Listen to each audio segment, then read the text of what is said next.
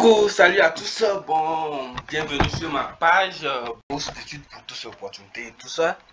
Il y en a certains qui me demandent de faire une vidéo sur comment postuler à la bourse d'excellence et des actions de frais de scolarité du Québec pour le Québec métier à venir. Tout ça. Bon, voilà. C'est une bourse qui vous permet d'aller là-bas au Québec à apprendre une formation, souvent de 2 ans, je pense, formation professionnelle, et ça vous facilite aussi l'insertion dans l'emploi, dans le domaine de l'emploi au Québec là-bas. Donc pour ceux qui viennent d'arriver, il faut liker la vidéo, s'abonner et partager à tout le monde, à vos proches, pour que ça va aider, pour que ça puisse aider chacun quoi. Donc bon voilà, pour ceux qui sont dans le groupe WhatsApp, j'ai envoyé le lien, donc je vais vous montrer comment faire pour s'inscrire. C'est pas du tout compliqué, c'est simple, c'est pas compliqué, c'est même pas difficile, c'est simple. Du coup, on va pas tarder, on va passer en même temps aux choses sérieuses. Donc, quand je vais laisser le lien en dessous de la vidéo pour ceux qui sont dans le groupe WhatsApp aussi. Quand vous cliquez sur le lien, c'est ce qui vient ici. Donc, vous pouvez lire. Pendant, vous pouvez venir là, cette flèche. Un instant, s'il vous plaît. Vous pouvez chercher à vous renseigner à lire, mais ce qui nous importe plus, c'est ici, m'inscrire au concours. Nous vous invitons à lire attentivement le guide d'instruction aux candidats 2023-2024. Des informations complémentaires s'y trouvent. Vous pouvez lire le guide là. Bon, le résumé des critères, tout ce qu'il faut. On dit aide de nationalité autre que française ou canadienne. Oui, c'est normal. La candidature des pays membres de la francophonie, outre la France, inclut le DOM et des pays marchés pour porteurs de l'Asie et des Amériques seront priorisés. Voilà. Ne pas avoir la citoyenneté canadienne. Voilà. Il ne faut pas être canadien. Être à l'extérieur du Canada, il ne faut pas être au Canada. Être âgé de 18 ans au moins. Donc c'est pour ceux qui dépassent 18 ans. Ne pas avoir bénéficié ultérieurement d'une bourse pour effectuer des études. Il ne faut pas que vous avez bénéficié ou passé d'une bourse pour effectuer des études au Québec. Déclarer avoir la capacité financière demandée. Il faut avoir la capacité financière. La capacité financière vient après, donc il ne faut pas que vous vous craignez. Au moins postuler. Et après, si vous êtes accepté, maintenant vous pouvez comme ça chercher les démarches de la capacité financière. La capacité financière pour la bourse d'excellence, on demande 3 000 $. Et pour la bourse des actions de scolarité, on demande 15 000 $ sur un compte bloqué comme caution, quoi. Vous voyez. Marche sur admissibilité, déterminer si vous êtes admissible au concours, choix de formation, choix de programme, tout ça là. Préparez votre dossier de candidature en vous assurant de bien compléter et de joindre les documents suivants à votre demande. Le formulaire de candidature. Le formulaire de candidature, bon, je vais cliquer ici pour le télécharger en même temps, mais c'est pas obligatoire. Je peux cliquer là. Si je clique là, ça télécharge le formulaire de candidature à remplir. Bon, je vais le télécharger, le mettre dans un coin quelque part. Je vais l'enregistrer ailleurs. Je vais l'enregistrer où? Je l'enregistre sur le bureau. Je l'enregistre là. Je retourne là. Du coup, on est toujours sur notre page.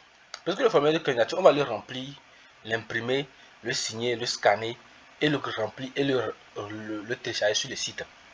Du coup, on vient là. On descend jusqu'en bas. Inscription. Métier. Québec métier à venir. Bourse d'excellence. On peut descendre jusqu'en bas aussi. Attention, tout dossier incomplet, lisible ou non conforme sera rejeté. Tout dossier comportant des déclarations mensongères, les documents frauduleux sera automatiquement rejeté et le candidat sera éliminé du concours actuel et des futurs concours. Bon, c'est bien. Voilà.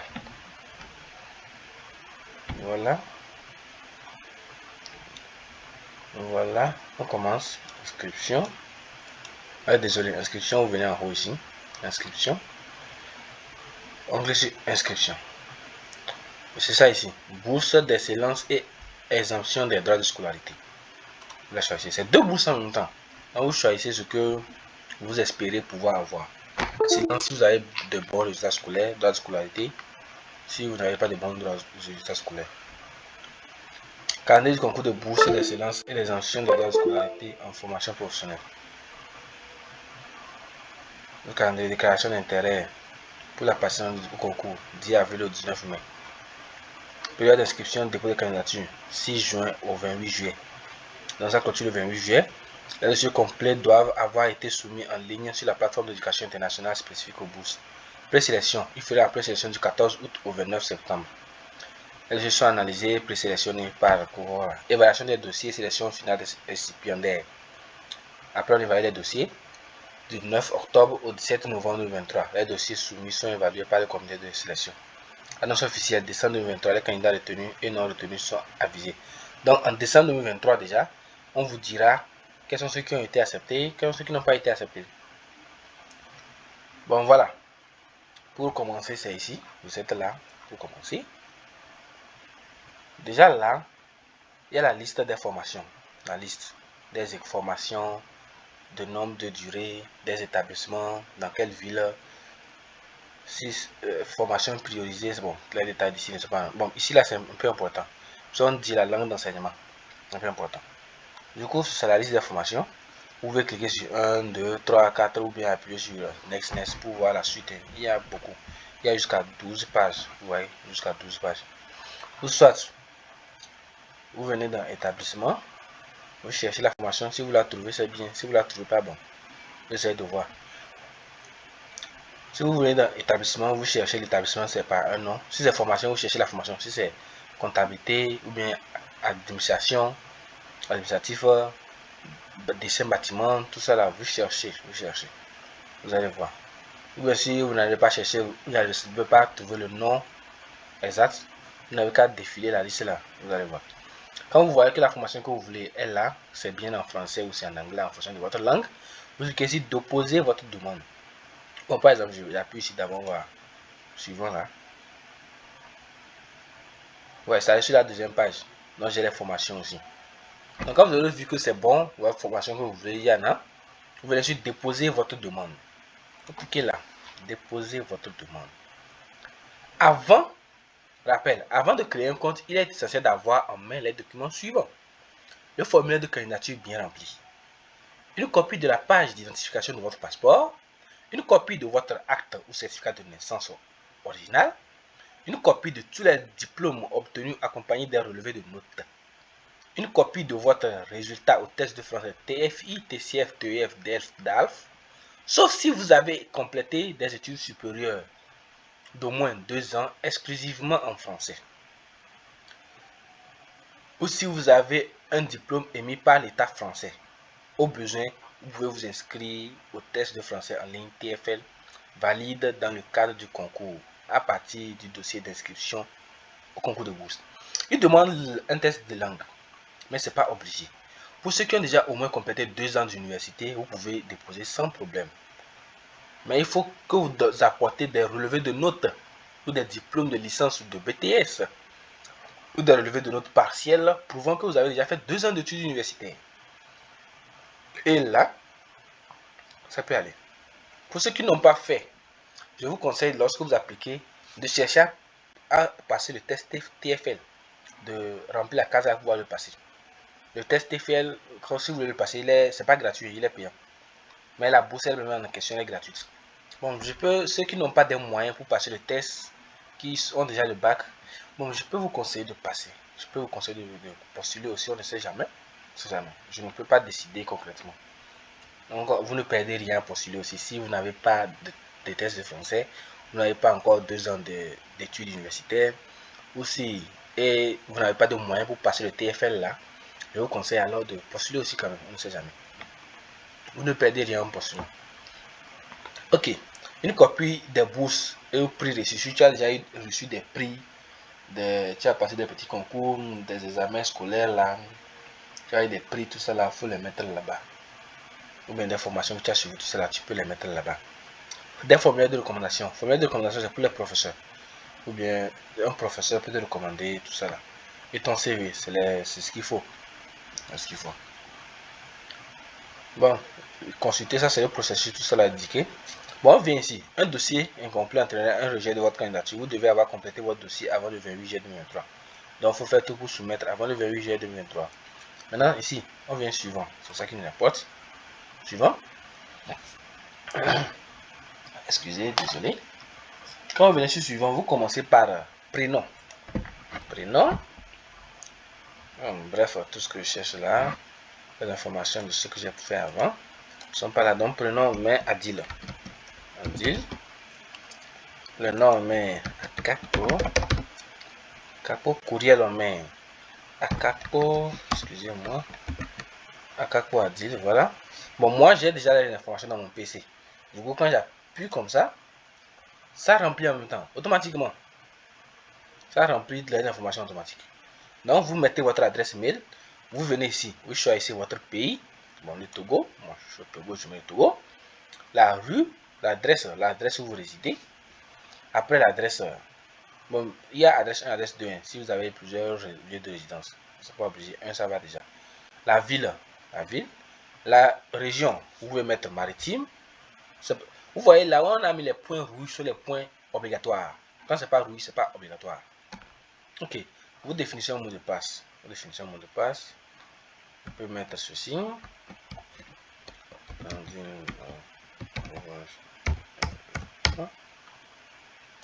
va mettre encore. La plupart du temps, on dit le mot de passe doit contenir un minimum de 7 caractères, dont un chiffre et un caractère spécial. The password must contain a minimum of 7 characters. Bon, non, on comprend déjà. Donc, c'est là. J'ai entré le mot de passe. J'appuie enregistrer. Ici, enregistrer. Voilà. Le compte est créé. Bon, le navigateur me demande de sauvegarder le compte. Je fais OK. Plus tard. Genre, je commence à remplir mes informations personnelles. Mon genre masculin. Masculin, c'est homme. Désolé, excusez-moi pour moi.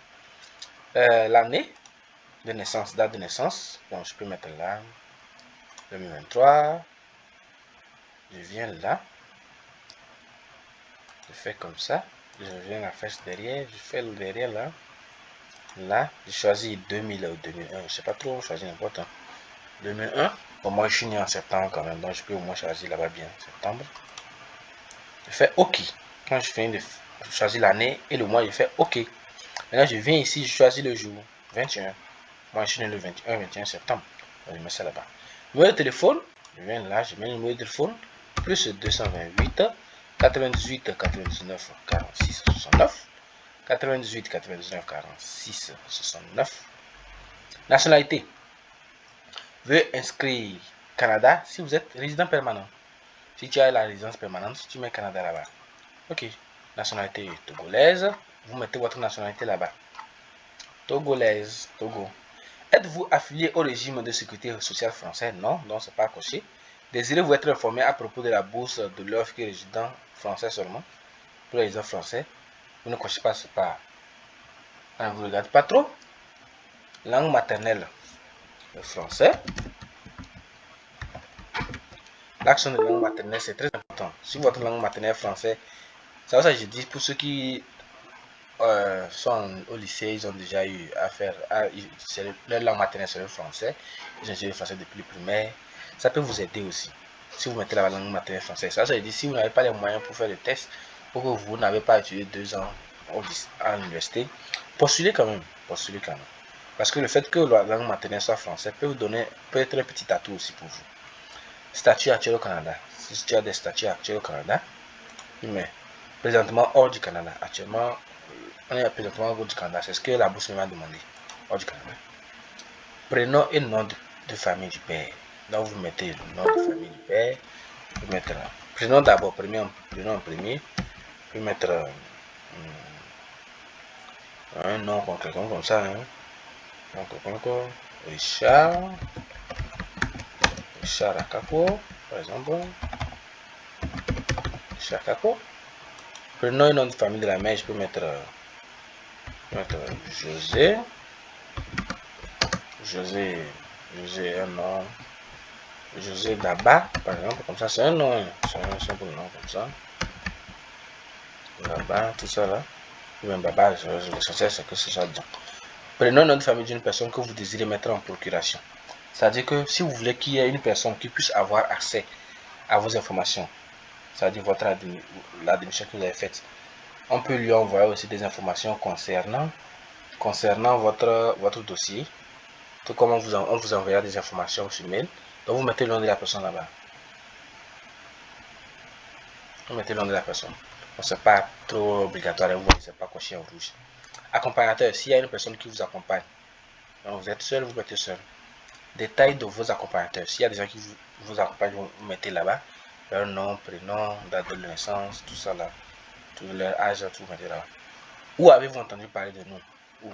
Choisissez là où vous voulez. Agent, ambassadeur, publicité Facebook, page Facebook, amis, influenceurs, Instagram, autre. Bon, je peux mettre autre. Inscrivez plus de détails. Je sais pas. Page de bourse d'études, par exemple.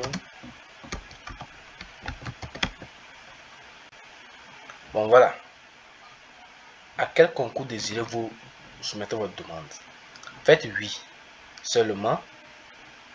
Faites oui seulement à bourse d'excellence si vous êtes en mesure de déclarer une capacité financière supérieure à 3 000 $, mais inférieure à 15 000 $, vous demeurerez admissible à la possibilité de gagner une bourse d'excellence. Si vous êtes en mesure de déclarer une capacité financière de 3 000 $, mais que ça n'atteint pas 15 000 $, donc tu demeures admissible à la possibilité de gagner une bourse d'excellence. Comprenant une exemption de droit de scolarité, vous ne pourrez toutefois pas obtenir une exemption de droit de scolarité seul, advenant le cas où vous ne seriez pas retenu pour l'obtention d'une bourse. Bon, c'est un gros français. Bon. Ça dit quoi? Ça dit juste que si tu peux fournir 3 000 $, mais que ça n'atteint pas 15 000 $, ce que tu as, dans ce temps tu es éligible pour la bourse d'excellence. Mais si ce que tu peux fournir, c'est tu peux fournir 15 000 $, en ce temps tu es éligible pour la bourse d'excellence de droit de scolarité. Il faut aussi voir ton niveau scolaire si c'est excellent. Si vous êtes en mesure de prouver une capacité financière égale ou supérieure à 15 000 $ dans le cas où vous ne seriez pas sélectionné pour l'obtention d'une bourse d'excellence, vous pourriez tout de même avoir la chance d'obtenir une exemption de droit de scolarité seule. Donc, c'est ça. Oui. Oui, bonsoir. Ok.